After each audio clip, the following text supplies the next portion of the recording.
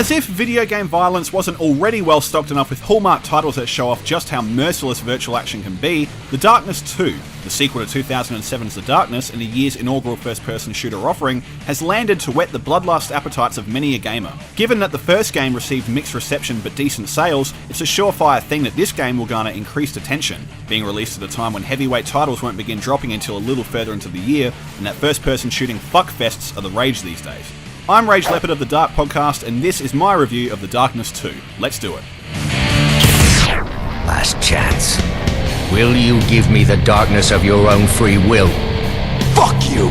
A direct continuation from the events of the first game, we once again take the helm of Jackie Estacado, the head of a long-established mob family living in the shadow of his long-dead entrepreneurial father. The game opens with an unknown enemy faction trying to take out a hit on Jackie, who gets badly injured during the attack. In order to come out of things alive, Jackie gives into the darkness, the demonic entity buried deep inside his physical being that's been buried for several years since the events of the first game. It's an unwilling exercise as he's still unforgiving of the darkness, forcing him to witness the death of his girlfriend Jenny, for whom he still laments every single day. As events unfold and Jackie digs deeper to find out the identity of his enemies, he butts heads with an occult organisation known as the Brotherhood, led by the malevolent Victor, a guy who looks like the love child of Igor and Dr. House that was thrown right in front of a 5-car pileup. The Brotherhood are relentless in their pursuit to extract the darkness from Jackie to use for their own insidious intentions through using a mystical device called the Siphon. Worse is that Jackie must relinquish it willingly, but since Jackie's firmly set in his belief that the darkness has trapped Jenny's soul that is dying to be set free, he won't rest until he can confront it personally, even if that means keeping it inside him until he can get the job done. The main story is also intercut with Jackie spouting moody monologues about moments the darkness was prevalent in his early life, and it parallels to what is going on thematically during the campaign, but your interest in it will also fluctuate depending on how personally invested you are in the story. The game also dabbles in surrealism, with extended sequences when you're a patient in an asylum surrounded by Jackie's friends and family who are the attending staff, as well as moments where Jenny reappears in what seem to be apparitions where you reenact memories of their teenage romance. The Darkness 2 plays out its story admirably, and the setting is always constantly questioning whether or not this is the actual reality or a construct made by the darkness. At first it feels easy to discern between them, but as the grip on reality is constantly in question throughout the campaign, it becomes a decently intriguing guessing game at times. Whilst the bevy of characters around Jackie are serviceable to the events that play out, but are stereotypical overall. Save for Johnny Powell, Jackie's go-to honcho for information about the occult dealings afflicting Jackie and his crew, who blurs the lines between an erratic schizophrenic and a crack addict who you'll either love or fucking hate. There are also occasional moments where the game increases player control over the narrative by presenting them with hard decisions that change up parts of the story, and there's a tease of different endings depending on what road is travelled, offering mild replay value in the process as well as a tease for the sequel and possible future gameplay. It's an eclectic mix at heart, and while the game never overtly tries to shove its themes of redemption, maturity and loss into your face, it also at the same time forces you to face them head on as the story plays out, which can become borderline sappy. Don't expect to whet any intellectual appetite here. What you should expect is dressing for the brutal as hell gameplay that drives the experience of The Darkness 2. You're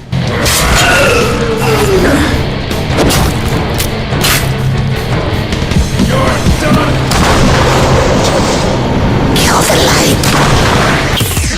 The linearity of The Darkness 2's campaign keeps the main path direct and easy to follow, with a well-illustrated waypoint system that points you in the right direction if you find yourself lost. While it can be billed as falling into the first-person shooter crowd, the game packs a wealth of tweaks to the standard run-and-gun formula that do well to add some personality to the proceedings. The darkness powers, for a lack of a better phrase, make you feel like a fucking badass, performing a variety of functions. These uses range from breaching locked doors and disabling electrical boxes, to support-based actions like ripping doors off cars to shield yourself from gunfire, as well as quickly collecting ammo and weapons from off the ground while in the thick of a fight. Where it shines is when it's used offensively. You can create makeshift javelins out of pool cues, aircon cooling fans, and even the dead bodies of enemies that can be projected into other enemies for cheap kills that do work well to add a spin onto the gunplay.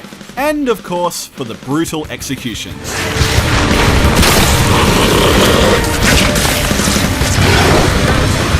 The executions that can be performed by the darkness are undeniably satisfying, and the over-the-top gore works to sell the game's penchant for campy horror movie violence. As you do them more frequently, however, they do wear thin towards the end of the campaign, especially as the couple of preset animations repeat again and again, and could have benefited from a bit more developing effort to keep it fresh. But that won't stop you from enjoying it for a lengthy spell, like this. Be down! Who the hell sent you?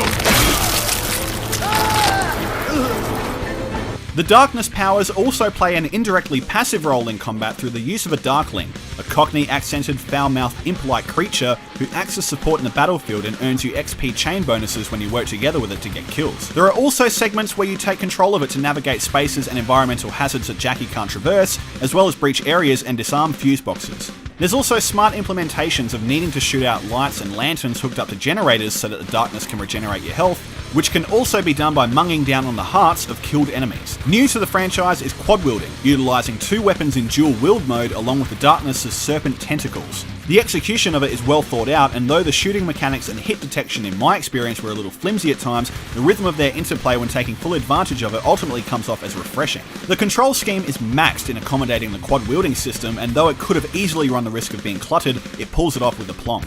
The weapons run the gamut of Uzis, pistols, SMGs, pumped shotguns, Desert Eagles and more, and each handle in a similar fashion with little variation in recoil or feel. The dual-wielding iron sight aiming is a nice touch, but it can sometimes be a bit unresponsive, in which case you might find yourself sticking to single weapons to take out enemies quickly, as well as conserve ammo as it becomes sparse late in the game, despite the frequent ammo cache drops. It works wonders at close quarters though, as you unload clip after clip into your foes without any intended direction, earn points, and tasty hearts with ease. All enemy kills throughout the game earn you essence, experience points which can be used at portal-like checkpoints to purchase talents, ability upgrades that include replenishing health and ammo every time you dismember an opponent, to grabbing corpses that turn into deadly black holes when ditched towards large groups of enemies. You're given the opportunity to specialise down a particular avenue of the 4 skill trees available, but as there are many abilities across the board that work well together, you'll more often than not find yourself opting to choose upgrades that benefit multiple areas.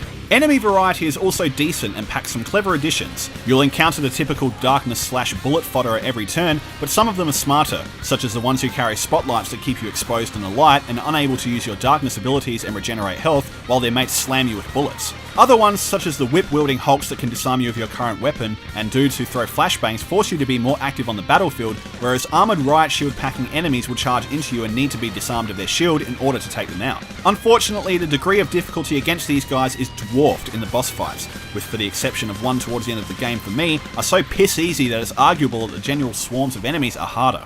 Some free reign is allowed during the course of the game. You can explore Jackie's penthouse in between missions and talk to your employees or Aunt Sarah, but it's a ho-hum addition. But for those who wish to see the story world a bit more fleshed out amidst the canvas of dull-faced madmen in Jackie's arsenal, you'll find enough to interest you. There are also sets of collectibles dubbed relics that can be found throughout the levels, and other than relinquishing higher essence bonuses, they're merely cosmetic additions for those aiming for the maximum achievements and trophies. At just 5 hours in length and with no real desire to go through it again unless you're keen to find all the relics or try out New Game Plus mode, the Darkness 2 single-player experience is enjoyable, and though it charms with its disturbingly off-kilter world and quad-wielding gorefest, it's a meagre offering at best considering it can be completed in one sitting.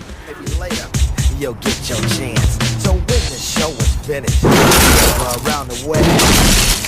Removing the tacked-on competitive multiplayer from the first game, The Darkness 2 features a multiplayer variant called Vendettas mode, a 4-player cooperative campaign where players choose one of 4 unique characters rolling with unique special attacks and weaponry fueled by the powers of the Darkness. The story runs parallel to the campaign, but it's essentially a group of fetch quests. Each character can be upgraded with individual skill trees, with the only differentiation occurring between the character-based abilities. Other than that, there's no change on the combat side of things. At a measly 2 hours at most, its value to the game is extremely low, and though there's potential for future downloadable content to expand the experience, what's on the shipped game simply fails to deliver decent replayability or interest. There's a meaty combat experience overall to dig into in The Darkness 2, and thrills to be had, but it falls short in creating something completely gripping as it devolves into repetition at an alarming rate.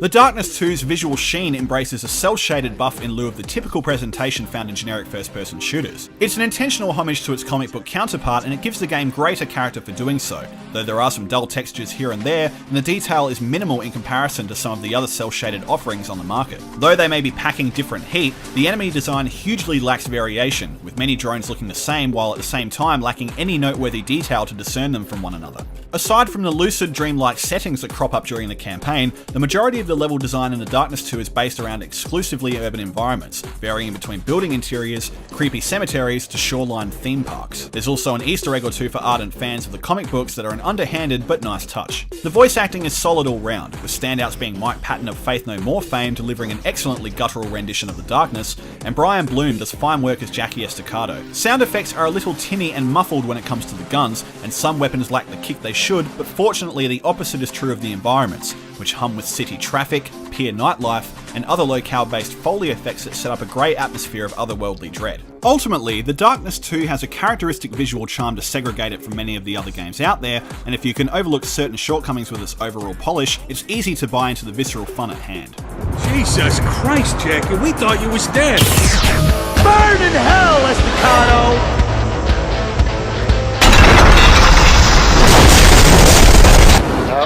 Back off, you flying cunt! You got what? The Darkness 2 injects some great variety into the first-person shooter formula, and while its execution has its highlights, its glaring shortcomings weigh it down from being the AAA title it's trying to market itself as. With its brief campaign and anemic multiplayer offering, The Darkness 2 feels like a missed opportunity that could have benefited from elongated missions and spreading out the chaos more intelligently instead of just bombarding the senses with constant noise and flying viscera. And while it's definitely a game that people should at least rent to experience its fun, grisly charm, don't anticipate it to remain in your console after you max out everything the game has to offer in a matter of days. This is RageLeppard with a score of 8 out of 10. Thanks for watching the review again, guys. I'm really keen to hear what your opinions were. Did you like this game? Have you tried it yet? Do you want to try it? Do you like what you see? Are you disappointed by anything? Anything you guys got to say, be sure to sound off in the comments and speak up with whatever criticism you have. I'm RageLeppard, and I'll catch you guys again soon.